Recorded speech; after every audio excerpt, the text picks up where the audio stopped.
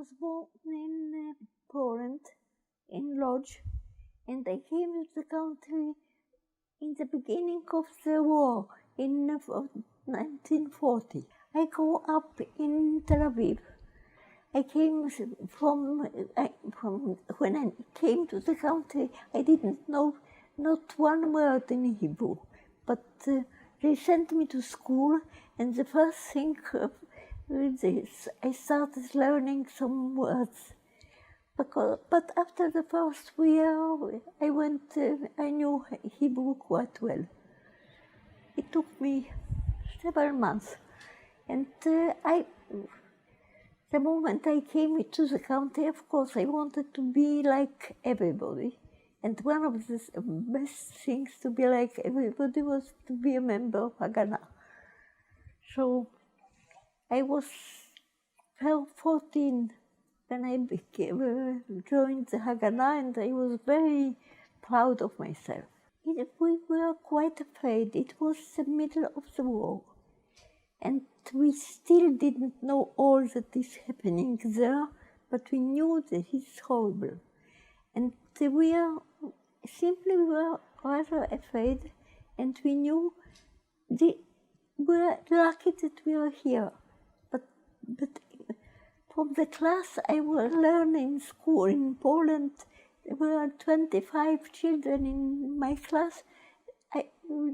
Two of us remained after the war. All the rest were killed. So I knew that and we didn't know how it will be, if we'll succeed in getting alive here. It was the middle of war. I don't want to forget when the Germans were near in Africa, Tobruk, and all this. We were rather afraid. My parents wanted to buy a car, but in order to run away, if we have to run away. But I remember telling them where we ran to. During this time, I was a member of an organization in Shomer Tzair. In our group, there came an Arab boy from Yafo, and he wanted to take part, to be a member of our group, and we took him. I think today, they sent him a bit to look for everything to be inside. But then we didn't think about it. It was very nice. Why shouldn't he go with us? We tried to make him a member of Haganah. But in Haganah they told us everything is enough. Didn't hate the Arabs even during the war. I was quite sure that it is war. Every war is war. But after the war, it will be all right. We'll sit together. And I didn't think, I never hated them. In Haganah, first of all, it was in winter, I was in school. And we arranged in school that no examinations will be on Sunday, because on Shabbat we are busy with Haganah. So Haganah was very important, and of course I was very happy about it. And we were sent quite often to put to hang things on the walls and so things like this, and we were very happy about it.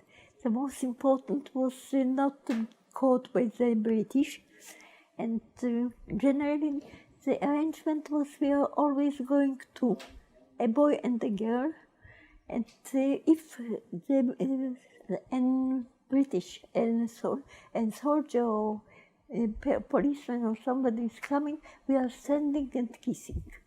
Slavens. Yes.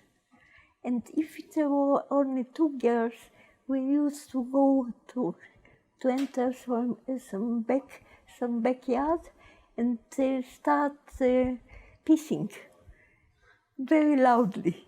Yes, we were afraid of the British, and we thought They were supposed to be the enemies. Then somehow we didn't think about Arabs as enemies. We didn't think about what will happen after the war. I was a child. And we thought there are Arabs, and of course they will be here always. There will be a war because they don't like us to catch too much land and so on. So there will be trouble, there will be war, but afterwards we'll sit together and everything will be just as it was always. And not for a moment did I think that maybe they won't be here. I remember quite well. I finished my school just then, and I went to Negev. I was in a kibbutz in Negev. We started working, and at night we sat near the telephone and near the radio, and we heard what is happening. And now we have to go to Tel Aviv. It's impossible to be here. Somehow we succeeded in making somebody take us with a car, and 10 of us went and entered a car, and we went to Tel Aviv and started dancing in the street. I was sure that I'm going to live all my life in kibbutz. I thought like this, and I wanted on a new kibbutz, my own kibbutz, not an old kibbutz. Because it was very funny. There was a very nice group that wanted us to join their kibbutz. We said no. You are old people. You are 22, 23. How can we stand with such old people? We are 17 and we want some people like us. Hashomer was a Zionist organizations very supposed to be very left wing, very much left wing, with very good relations with the Arabs and so on.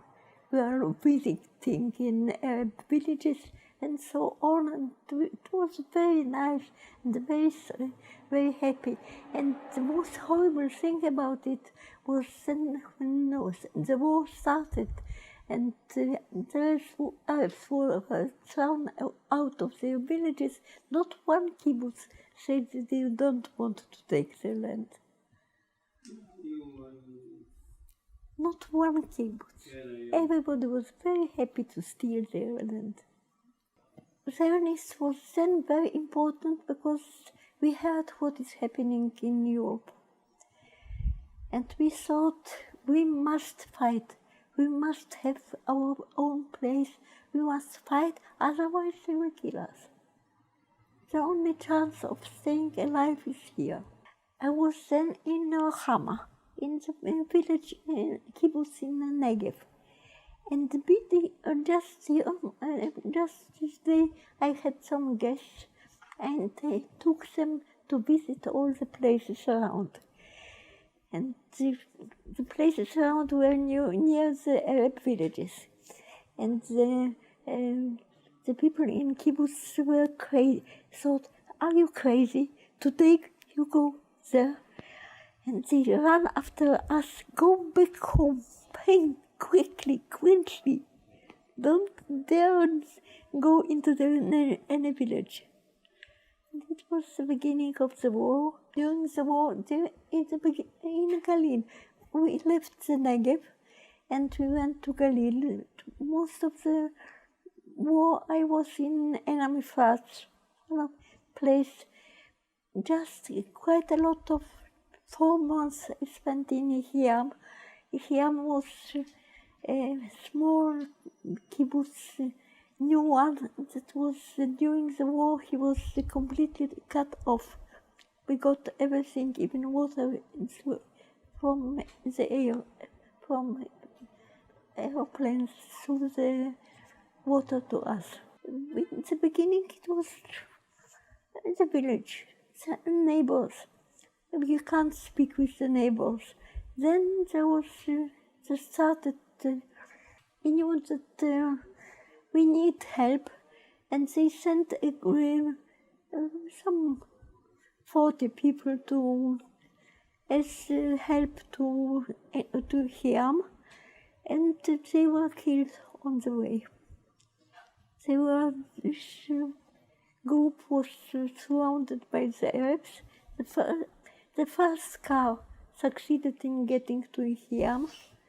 Only the driver was alive. The second driver was killed, sitting next to him, but the rest of people in the car succeeded in getting. The last car succeeded in getting back to, and all the cars in the middle, there were 3 or 4 cars, everybody was killed. So and then we knew that we are on our own, and anything they can say to us from the air is all right. We are getting food and things like this, but we were completely cut off. Then there was fighting on the way. We always took part in the fighting on the way. We were sitting around the road, so to help people that coming to us, but it was rather dangerous. Several people during this time were killed in the kibbutz. A girl that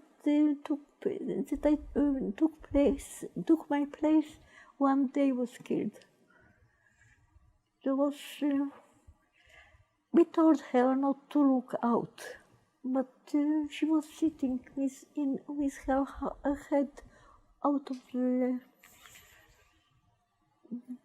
place there, and she was killed. I was a soldier too. We were very happy to be girls there. There were about 100 boys and 11 girls. So of course nobody was as important as us. The siege ended that the war started, and the Arabs were thrown out of several villages on the way, and I went back to Tel Aviv, because my parents didn't know where I am during the siege. They would have been very worried and very unhappy. So I found, when I went to Hiam, I knew that it will be not so simple. So I wrote some 20 letters or something like this, and left them with my friends to send every week a letter. So they got letters from me, from Enam Fras, and they knew that everything is all right and I am in a safe place. And only afterwards I told them where I have really been. Yes, but there was later during the war, after we have been out of the siege of, and I wanted, the war started in Negev, and there was war about Beersheba. And of course I wanted to be there, of course. Something is happening. It's very important. How can I sit so far away? I must go there. I succeeded convincing somebody with a car to take me to Beersheba. And then we came to Beersheba, and of course it was a small country, and everybody you knew, there were people you knew from Haganah and so on. And we came, wonderful, you came just on time. And tomorrow we are throwing out the people, the Arabs from Beersheba. You are going to help. Of course, I'm going to help. And the next day I got a car, I got a gun, and we were standing. So we prepared several buses. I think there was 10 or 12 buses, and we asked all the Arabs from Beersheba to come to the buses and to enter the buses. They were going to Gaza.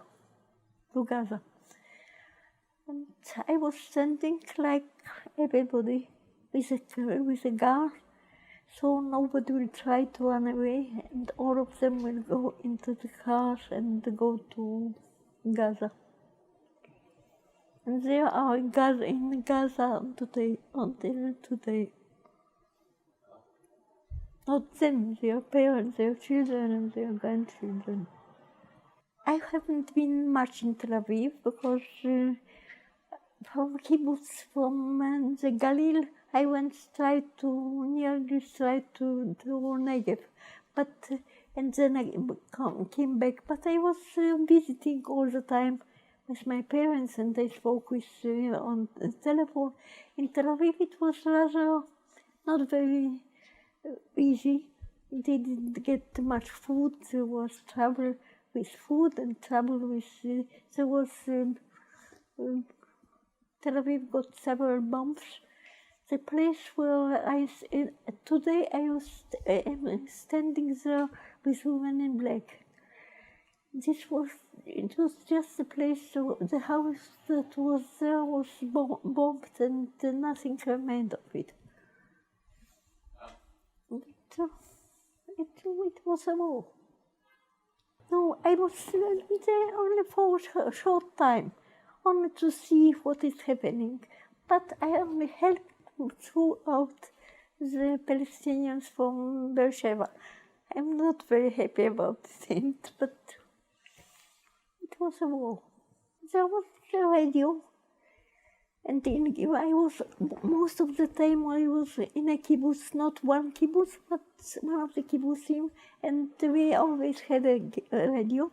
When I was in Yehiam, we couldn't get a radio, but we had by how do you call it? Short. Morse. We got by Morse. We got the news. We didn't know what was going to happen. We were quite sure, at least I was sure. I don't know about everybody, that it will be like it was before. They are going away for a short time. I was very shocked when there was an officer of kibbutz where I went to a Palestinian village and told them to go away for some days because there are some unpleasant people that came and want to make trouble, and then they will come back to the village and everything will be all right. I heard it and I thought he was telling the truth. Then they really went away, and on the same day the village was demolished. The village was demolished until the last house, and I was very shocked. I believed that he's telling the truth, and that how can he tell them to go away if their village is going to believe demolished? But I believe that still everything will be all right later. When the war ends, everything will be all right. The Palestinian village, I don't remember. It was near El Amifaz, near the kibbutz El Amifaz. They were the nearest neighbor. I was in the kibbutz. Part of it, I was in El Amifaz, and then I was in Yehiam. In Yehiam, we didn't hear anything about the other parts of the war. We knew what is happening with us. And it was not very safe, not very pleasant, but, you know, when people are afraid, they try not to let anybody know about being afraid. Everything is all right, everything will be all right. And we spoke about, every day with the war, were new jokes, and somebody fall asleep during his, when he was there, standing in order, so we laughed at him and things like this. Everything that was we could do as a joke, Everything was made in the room. After the siege, I went to Tel Aviv. As far as I was concerned, the war ended, because from then on I was not in the middle of action. Often, I was officially never in the army, but because I was in the army together with the kibbutz, so I got a letter in the papers from the army several years later, because then I was nobody knew about us. In the beginning, I had a big gun, the British gun, very heavy, and we were supposed to sleep with it, even. Never to leave it alone, never to be far from guard. When you were going to sleep with the gun under your bed, so to be on the safe side. But later we got a smaller gun and not so heavy. The one that was the British gun was very heavy. It was 12 kilos or something like this, and really not very pleasant. Machine gun, it was not mine. It was belonging to Hiam. We had this Feuerzeug, we called her Schroka. In Hebrew, it's the black one, and we needed the gun, and if it's not all right, it will be not.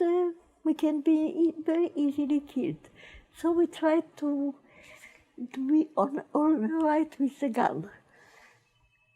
What can you, when you want to be all right with somebody, you give him a bit of cake or something. So why not to give it to Schwarzrosette or to Schroka? We put a bit of cake and a bit of chocolate or something. Schroka, this today will be all right. Today will be nice. It was in Akko. It was in the beginning of war, before I went to Hiam. Before it, I was in enemy first, in the kibbutz enemy first, and from enemy first, they conquered Akko. Akko, how do you want to call the place? I was fighting there, but it was not very important. And after conquering Akko, we started running around, looking at everything, and one of it was the first time, in fact, I saw the ugly part of the war. Until then, war was dangerous, but it was not ugly. Both sides were fighting, and the Arabs were fighting more or less in the same position. Then we were in Akko. Most of the Arabs left Akko. They were thrown out, but part of them ran away by themselves. They ran to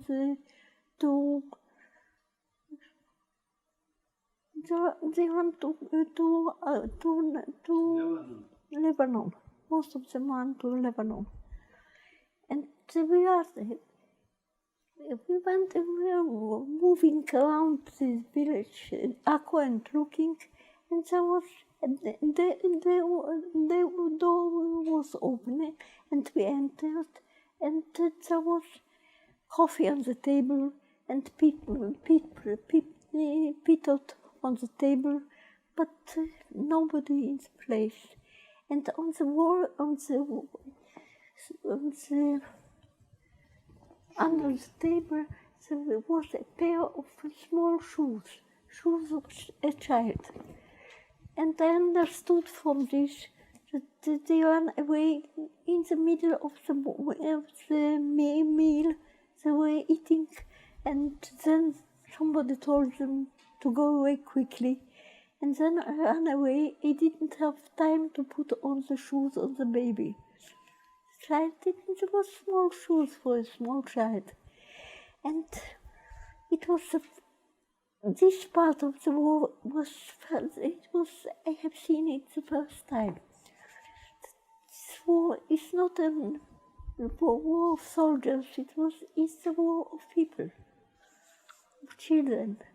And I started crying. The child needs his shoes. We need to send the shoes to the child. Where can he be? The rest of the war, most of it was in Tel Aviv. In the beginning, we were very happy about it. But after a short time, I started being not very happy. Where are they? The Palestinians.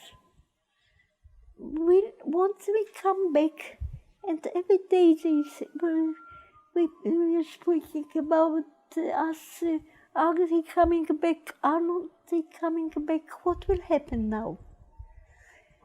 And the villages were standing empty, and so people started living in the villages, the new settlers, new people in the country, they came, every day came new people from Europe. And they will live in the villages, will they? It was so strange, and we were not sure what will happen. In the beginning, we still thought it will take several months on, and somehow there will be some arrangement, some sort of peace we'll make with them. We are waiting until today. I remember I like jokes, and I like laughter. And of course, what I remember best are several jokes and several things that didn't. There was this day that we went out with, then I had this small gun. No, not real gun, or half gun. How do you call it? We call it. Submachine gun. How did we call it? Stand. Stand was very miserable gun, but everybody got a stand. I walked with a boy, and we saw some Palestinian boy standing there. So we took our stands and started shooting, and he put himself down on the land and heard, oh, it's Stan. He's too far from us. He got up, cleaned himself, and told us shalom, shalom, and ran away. No, it's always, the head is always full of stories, but I don't remember. I remember this demolishing the railway. The railway was in. I was ill. I had fever and malaria, and I was I couldn't go to work. So in place of work, I was sent to keep the people, Palestinians, working, demolishing the railway. And one day, generally we went with railway. We were standing outside, and the Palestinians were inside, and we were standing outside in the window with guns, so they won't run away and they will come and work. But one day there was no rain and no railway. The railway was not all right. And I was sent with a group of Palestinians, I think about 20 of them, to go with them straight to the railway, to the station, to work. It was so idiotic. I was one girl with a gun, and some 20 people. They were so afraid. and I was afraid of them, and everybody was running away. But nothing happened. They came to the railway and started demolishing it, and I was very happy. I was a big hero. I succeeded in doing my work.